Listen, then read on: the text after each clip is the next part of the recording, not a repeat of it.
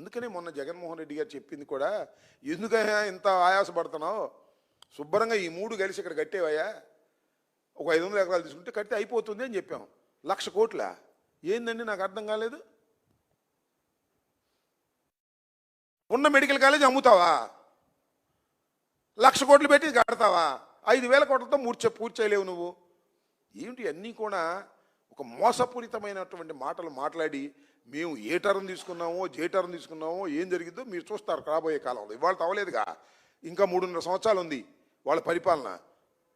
ఇప్పటికీ నేను అడుగుతా ఉన్నా, మీరు మళ్ళా అధికారంలోకి వస్తే ఏం చేస్తారనే ప్రశ్న చంద్రబాబు నాయుడికి వస్తుంది, లోకేష్కి వస్తుంది, మేధావులకి వస్తుంది. దాన్ని బట్టి అర్థమయ్యేది మేము అధికారంలోకి రాబోతున్నామని. అది దీని కంక్లూజన్. ఓకే,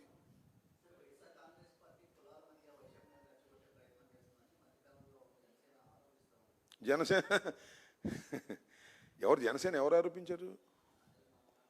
నాదెళ్ల మనోహర్ గారు ఆరోపిస్తుంటాడులే, ఆయన ఆరోపణలు బాగానే ఉంటాయి. కానీ కులాల మధ్యన చిచ్చు పెట్టాల్సినటువంటి అవసరం వైఎస్ఆర్ కాంగ్రెస్ పార్టీకి లేనే లేదు. అలాంటిది ఏదైనా ఉంటే వాళ్ళకు ఉంది, జనసేన వాళ్ళకి.